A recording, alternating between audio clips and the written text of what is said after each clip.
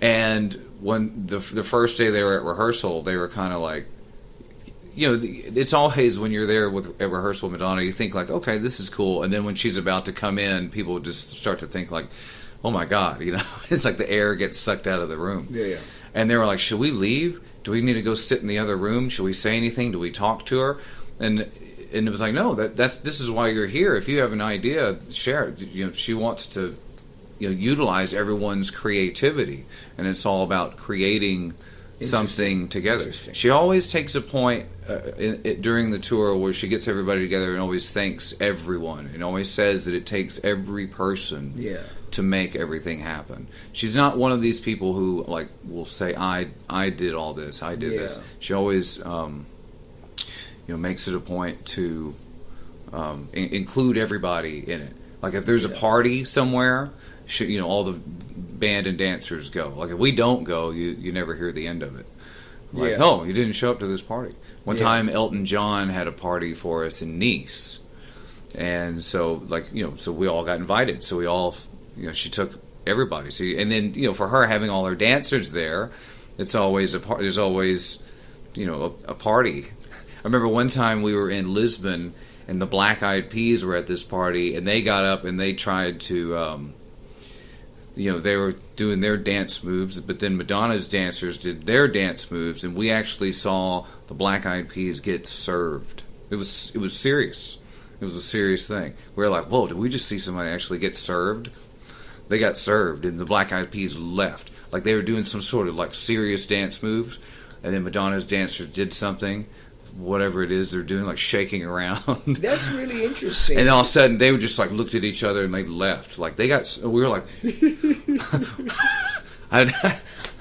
should we leave? I'm kind of scared. I've never seen someone actually get served, but we saw people actually get served. It was serious. Oh my God, it was serious. Love it.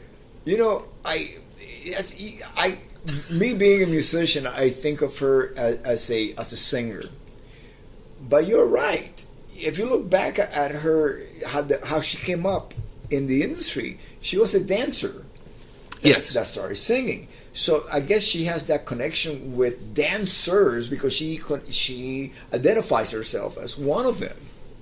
Yeah, when she moved to New York from Detroit, that's the thing. She went out there to make it as a dancer. She's the best dancer in the world. Oh, she's amazing. Yeah, that's amazing.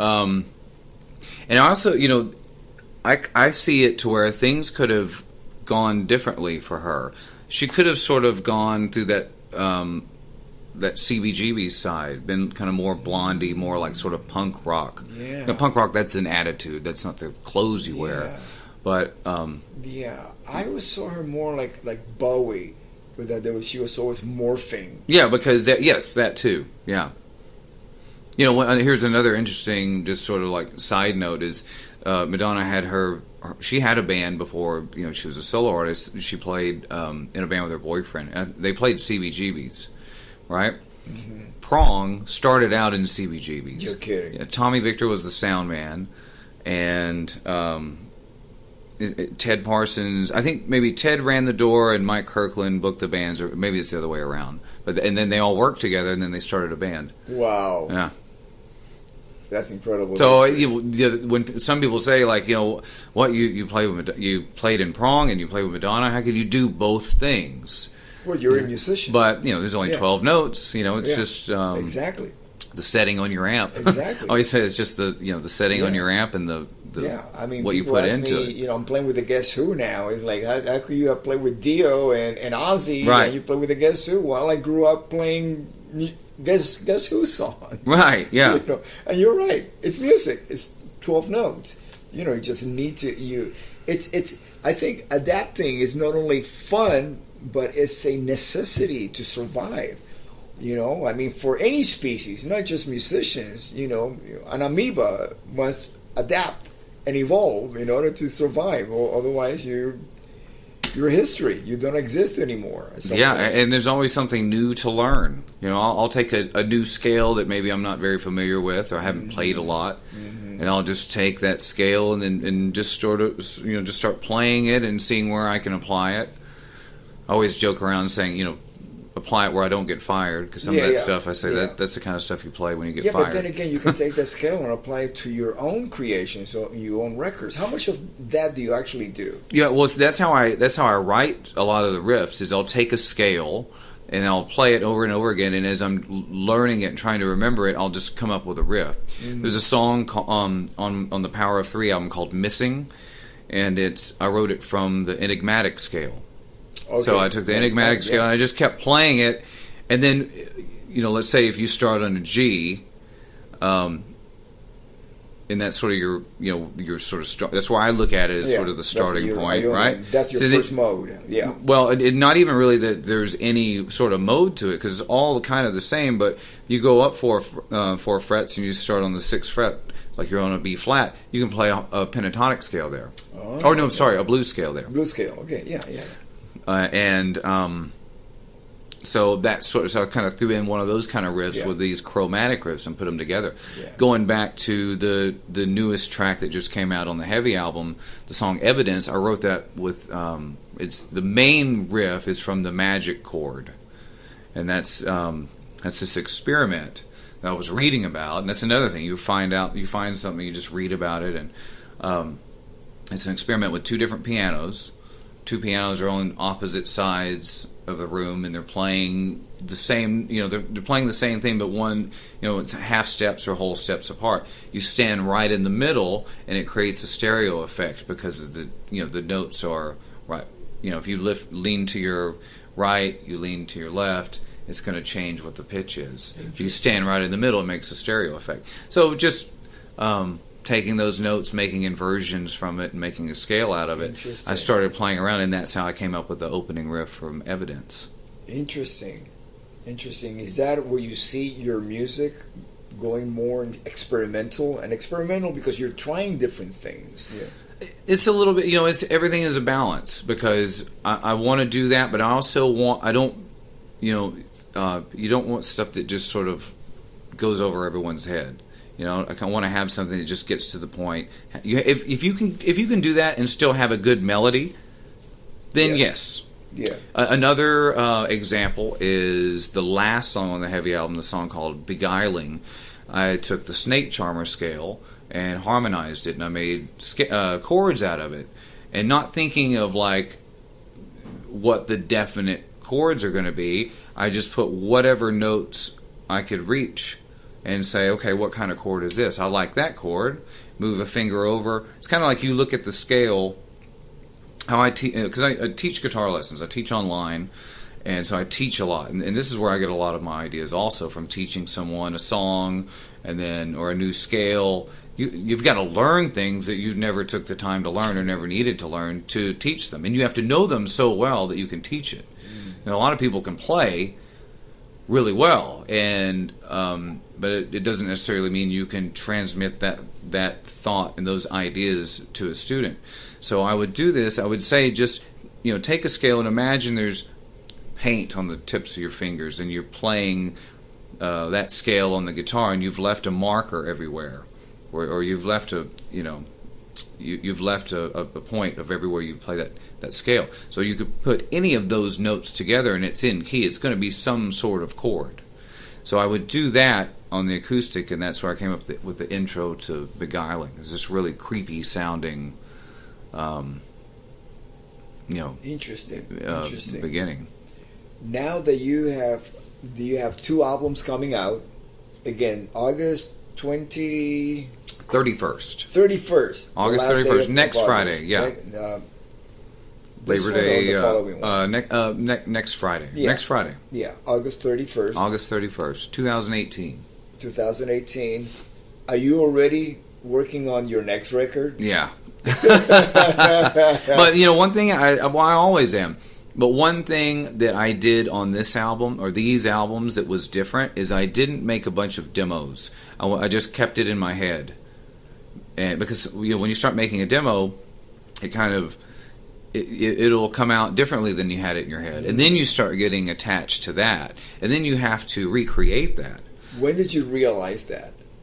Well, it just sort of happened that way. I just wanted to do something different.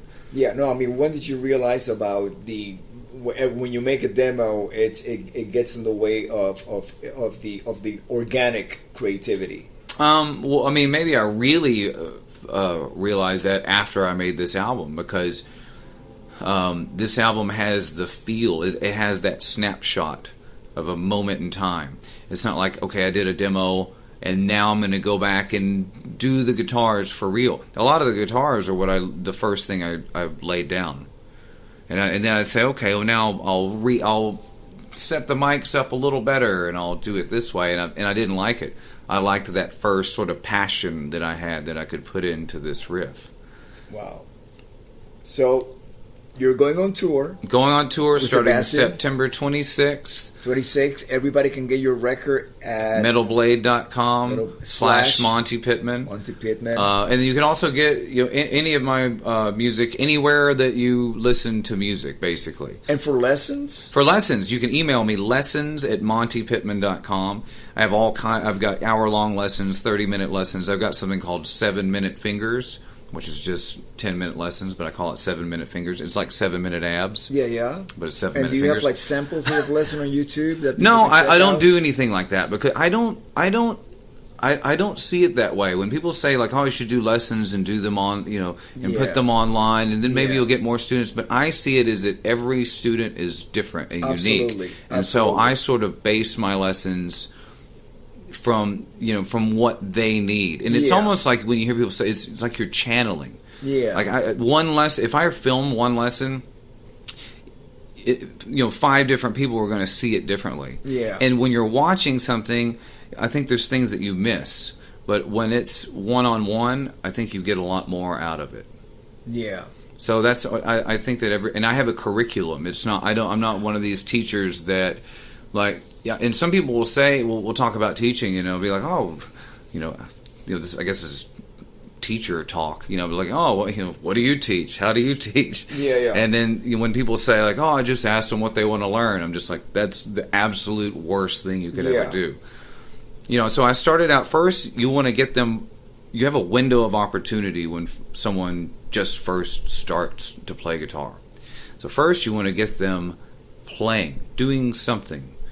Putting their fingers on the strings and playing a note, and then building up the strength of their fingers. Then you want to start the scales. You want to build everything from the ground up.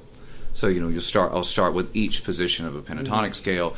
Then you add in, you kind of fill in the space, and then you have your diatonic scales and your harmonic minor scales, snake charmer scales, blues scales, melodic minor scales, diminished scales, on and on and on. And usually it's around when everyone starts learning their harmonic minor scales that they go back, and from learning this thing over here, like your harmonic minor scales, then you go back, and that helps you understand how the pentatonic scales or the diatonic scales really work. You don't see that at first sometimes, because that's all that you have. So I always do a little bit of scales, a little bit of chords, and I teach my chords all in the same key. Because you'll see people go, like in a lot of beginner books and stuff like that, they'll have A, they'll have D, they'll have C, they'll have E, and that's all in different keys. So you start everything out in C. So you have C major, D minor, E minor, F major, so on and so forth. And then songs in that key, so they hear that key over and over again. So then you add one sharp in there. So then you do everything in G. So it's a little bit of everything.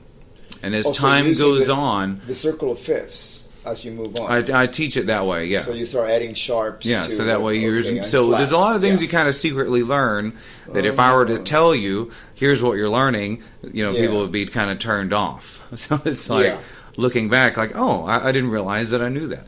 You make it fun. You make it fun. Yeah, very interesting. And also for songs, I'll put a lot of things together, like meaning. Photograph from Def Leppard, Jesse's Girl from Rick Springfield, Heartbreaker from Led Zeppelin, all have the same type of triads, the same sort of trick that they're doing. So I'll put those together to show, like, these chords are all the same, but obviously you can apply them different in these songs. Like the Wonton song from Led Zeppelin and Roxanne from The Police they have those 6 chords. You know, or you could just say instead of a 6, that's playing a major 7 without the root. So there's different ways you can kind of throw in. Just different ideas. Just getting them thinking. Just showing them that there's so much out there. What advice do you have for you?